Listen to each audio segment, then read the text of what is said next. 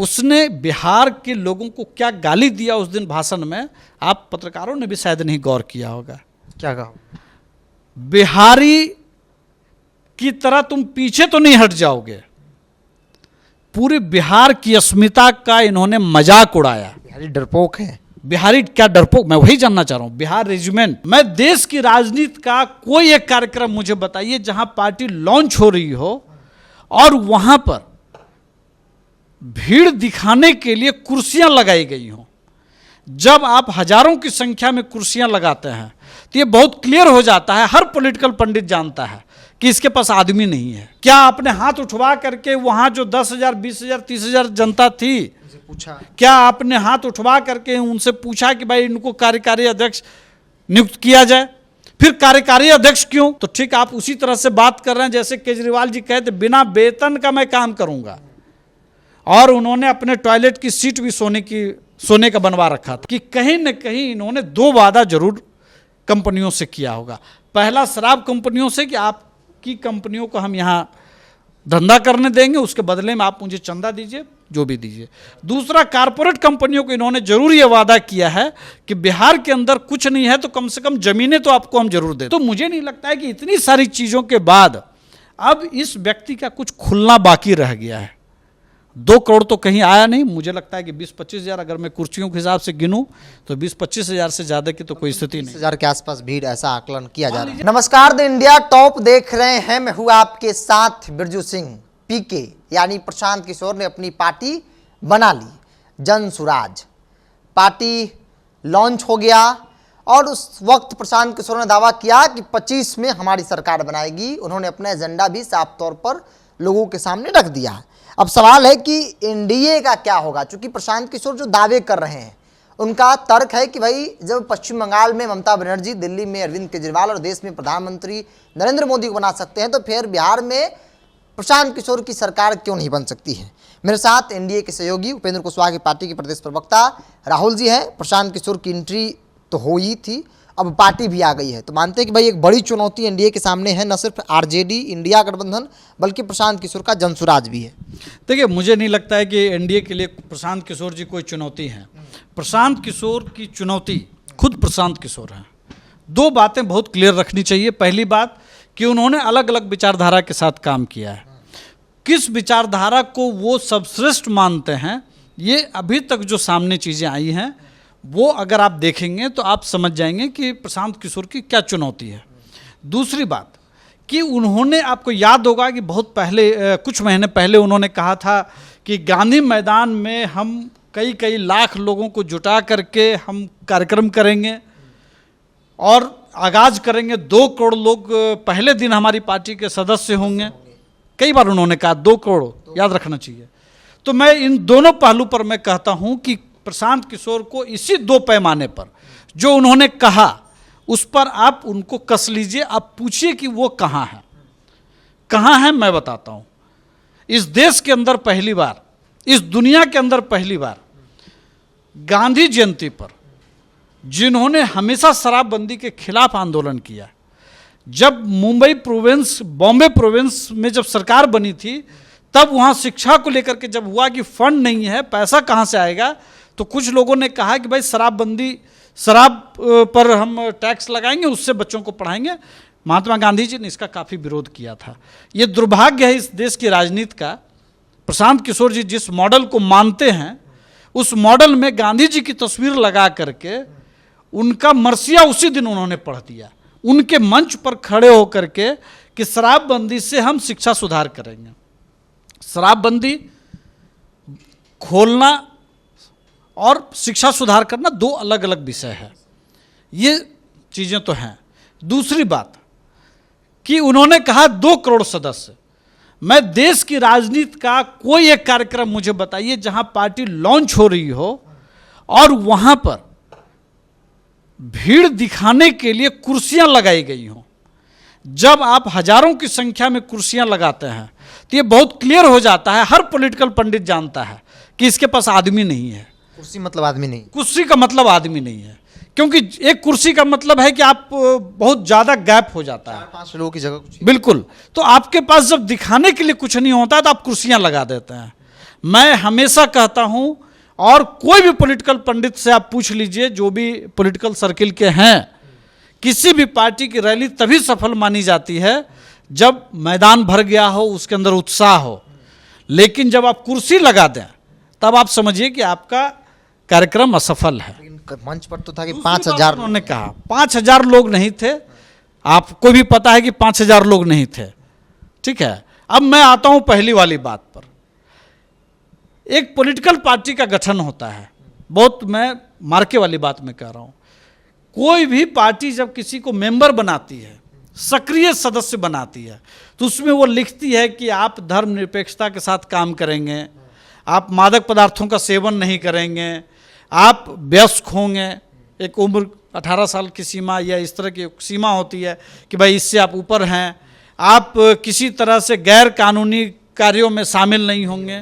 क्या जिन्होंने मंच से इतनी बड़ी बात की घोषणा की, शराबबंदी खत्म करेंगे और शिक्षा सुधार करेंगे, ठीक है, तो क्या ये अपने सक्रिय सदस्यों के लिए जो फॉर्म का वो करेंगे, क्या उसमें ये लिखेंगे कि आप शराब का सेवन करें ताकि मैं बिहार में शिक्षा सुधार कर सकूं? शराब के पैसे से क्या वो अपनी सदस्यता की रसीद में लिखेंगे? पार्टी का संविधान देश के संविधान के अनुकूल बनाना होता है। क्या पार्टी के संविधान, जब भी किसी चुनाव आयोग में जब भी किसी पार्टी की मान्यता के लिए जब फॉर्म दिया जाता है तो उसमें भारत के जो संविधान है उसको ध्यान में रख करके चीज़ों को लिखा जाता है। क्या इन्होंने अपने पार्टी के संविधान में इस चीज़ का चर्चा किया है इन्होंने कि शराबबंदी को हम खोलेंगे और लोगों को शराब पीने के लिए प्रोत्साहित करेंगे? क्या इन्होंने लिखा है? तो अगर इन्होंने लिखा है तो उसको सामने लाना चाहिए। दूसरी बात, ये कहते हैं कि देखिए बहुत तरह की चीज़ें ये कहते हैं कि हम कास्टलेस सोसाइटी बनाएंगे, और घोषणा कैसे करते हैं कि अनुसूचित जाति जनजाति से या अनुसूचित जाति से आने वाले मनोज भारती जी को कार्यकारी अध्यक्ष बनाएंगे। सवाल है कि एक पार्टी का जब गठन हुआ, आपने गठन किया मंच से, आपने घोषणा की, आपने क्या कोई चुनाव किया किसी व्यक्ति को चुनने के लिए? क्या कोई कमेटी की आपने घोषणा की कि ये लोग कमेटी में थे, इन्होंने इनको चुना? आपने किस आधार पर उसकी घोषणा की? आप उस पार्टी में आप किस पद पर हैं? क्या आपने हाथ उठवा करके वहां जो 10,000, 20,000, 30,000 जनता थी, पूछा? क्या आपने हाथ उठवा करके उनसे पूछा कि भाई इनको कार्यकारी अध्यक्ष नियुक्त किया जाए? फिर कार्यकारी अध्यक्ष क्यों? आपने कहा कार्यकारी अध्यक्ष क्यों? जब पार्टी बन गई तो आप एक फुल फ्लेज अध्यक्ष क्यों नहीं? तो आपने हर चीज को भुनाने की कोशिश की है कि ये पढ़े लिखे भी हैं लेकिन इतने काबिल नहीं है कि इनको अध्यक्ष हम बना सकें। मतलब यही हुआ ना।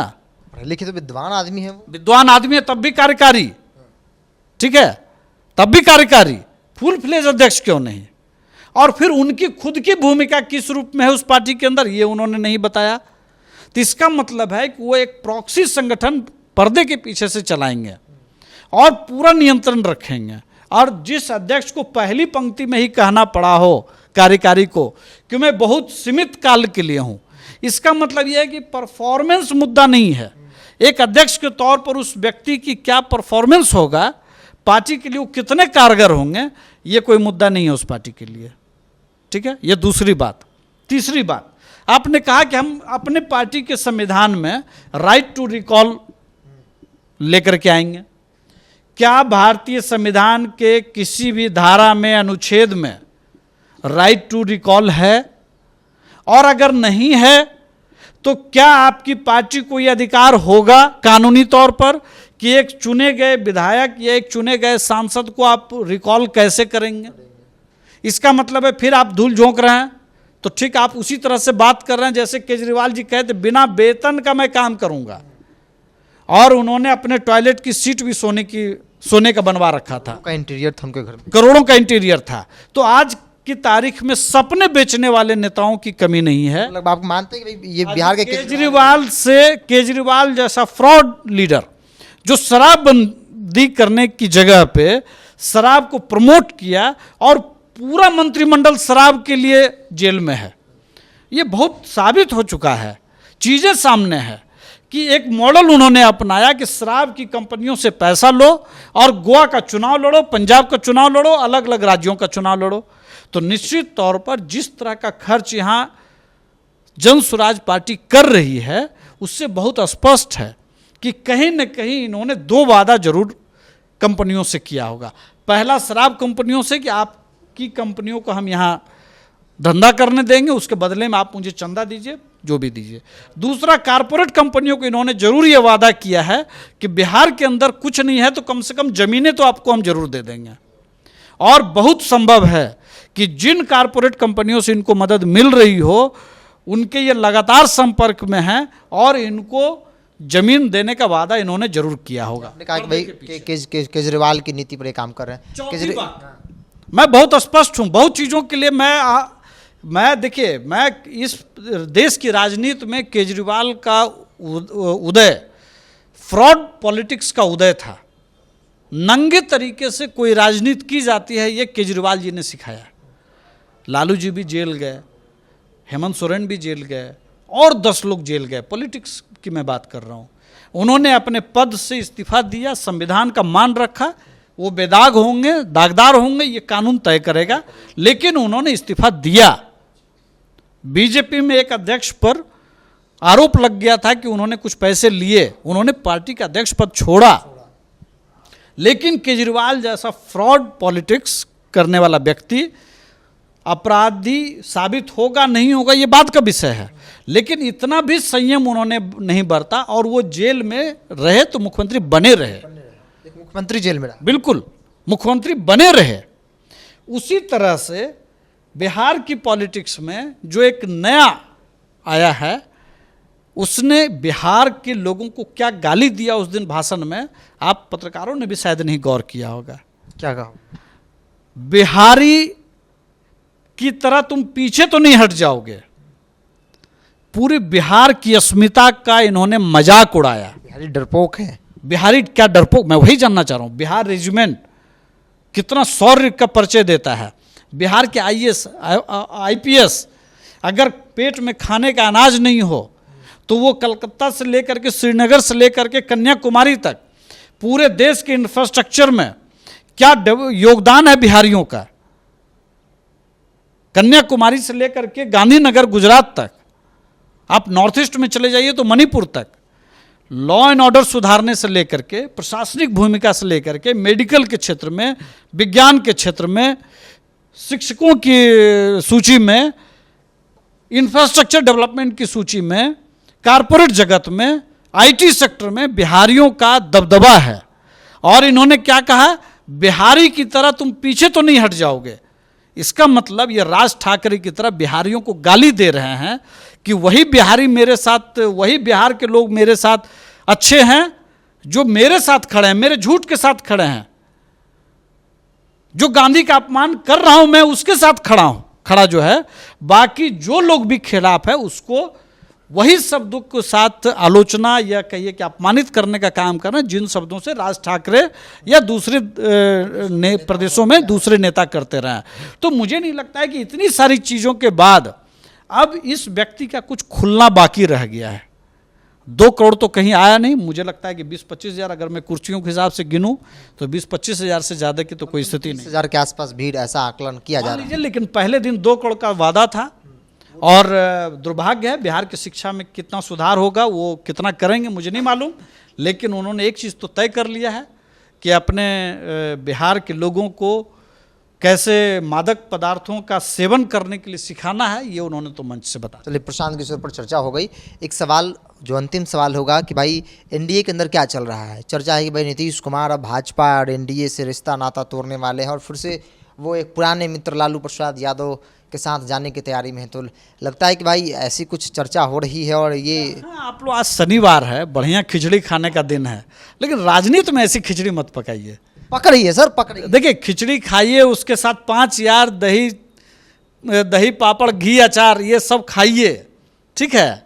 एनडीए में खिचड़ी भी है और उसके साथ 5 यार, 5 दल, 6 दल जो भी हैं, सब लोग हैं, कहीं कोई नहीं जा रहा। ये पता नहीं कहाँ से आप लोग भी राजनीतिक खिचड़ी पकाते रहते हैं। देखिए, बिहार के अंदर 2025 में 225 सीट का जो लक्ष्य एनडीए ने रखा है, उसके साथ हम लोग हैं। और आपको मालूम है कि हमारी पार्टी के नेता माननीय उपेंद्र कुशवाहा जी बहुत मजबूती के साथ शाहाबाद के एक हिस्से में, एक बड़े हिस्से में उन्होंने अपने प्रथम चरण का कार्यक्रम पूरा किया है। उन्होंने दूसरे और तीसरे चरण में चंपारण और जो शाहाबाद का जो कुछ इलाका बच गया है, मुझे लगता है कि कुछ उसको और कुछ मिथिलांचल का इलाका उसको वो कवर करेंगे। और अगले 3-4 चरणों में मुझे लगता है कि पूरे बिहार की यात्रा वो करेंगे। और इस पूरे यात्रा का मकसद जो है वो बहुत क्लियर है, बिहार में एनडीए को कैसे मजबूत किया जाए, जो कमियां रह गई 2024 के लोकसभा चुनाव के दौरान उन चीज़ों को कैसे ठीक किया जाए, उस पर हम लोग काम कर रहे हैं। और मुझे लगता है चिराग पासवान जी घूम रहे हैं, मुझे लगता है कि जदयू के भी मुख्यमंत्री जी भी जिस तरह से सक्रिय हैं, उनकी पार्टी के भी और लोग हैं, और बीजेपी के देखिए जेपी नड्डा जी भी अभी आए थे। और मैं तो यही समझ रहा हूँ कि भाई एनडीए कहीं से भी कोई बात नहीं है। ये जो खिचड़ी आप लोग शनिवार को पका रहे हैं, मुझे नहीं लगता इसका कोई इस सवाल इसलिए भी होता है, आप कह रहे हैं कि भाई खिचड़ी के साथ 5 यार सब दिख रहे हैं, चिराग नहीं दिखे। चिराग का कई मुद्दों पर तेवर उनका अलग होता है। कई बार कहते हैं कि मंत्रालय को, मंत्री वाली कुर्सी को लात मारती, इसलिए सवाल हो जाता है ना सर। उन्होंने क्या कहा, मंत्रालय छोड़ने की बात उन्होंने नाराजगी में नहीं कहा। उन्होंने कहा कि अगर जनता का काम नहीं होगा, अगर हम नहीं कर पाएंगे, तो जैसे मेरे पिता ने मंत्री पद छोड़ने का काम किया वैसे देखिए, बिहार की जनता सबसे सर्वोपरि है। हमारा मंत्री होना, हमारा सांसद होना हमेशा सेकेंडरी है। जिसके दिल और दिमाग में एनडीए है, उसके दिल और दिमाग में यहाँ की जनता है, उसके प्रति सेवा है। और सेवा भाव के साथ माननीय नीतीश कुमार जी भी काम कर रहे हैं, माननीय नरेंद्र मोदी जी भी काम कर रहे हैं, कुशवाहा जी भी काम कर रहे हैं, मांझी जी भी कर रहे हैं, और चिराग पासवान जी भी कर रहे हैं। कहीं कोई डिफरेंसेस नहीं है। अगर ये बात निकलती है कहीं, तो जनता के प्रति जितना हम काम करना चाहते हैं, अगर उसमें कुछ कमी रह जाती है तो हमें दुख होता है कि हम और करना चाहिए हमें। तब ऐसी स्थिति में वो कहते हैं कि भाई हमें और करना चाहिए। अगर हम नहीं कर पाते हैं तो हम ये भी करने के लिए तैयार। इसलिए इसका कोई पॉलिटिकल मायने मतलब नहीं है। उपेंद्र कुशवाहा की पार्टी समेत तमाम जो एनडीए है, वो प्रशांत किशोर की जो पार्टी है, जो लॉन्च हुई है, और जो उनका विचारधारा, सोच, जो एजेंडा है, उसे केजरीवाल के एजेंडे से जो है वो जोड़ कर बता रही है कि बिहार के केजरीवाल है। और केजरीवाल जिस प्रकार से धांधली किया, शराब को लेकर जिस प्रकार से बातें हुई, जेल गए वो, उनकी मंत्रालय के जो लोग हैं वो जेल गए, शराब घोटाला हुआ, ठीक उसी प्रकार से इनका जो मकसद है बिहार में है। लेकिन बिहार में ये सफल होने वाला नहीं है। प्रशांत किशोर को लेकर आपकी क्या राय है? आप अपनी राय को कमेंट्स बॉक्स में रखिए। अगर आप मेरे चैनल को यूट्यूब पर देख रहे हैं तो सब्सक्राइब कर लीजिए, फेसबुक पर देख रहे हैं तो पेज को लाइक और फॉलो कर लीजिए।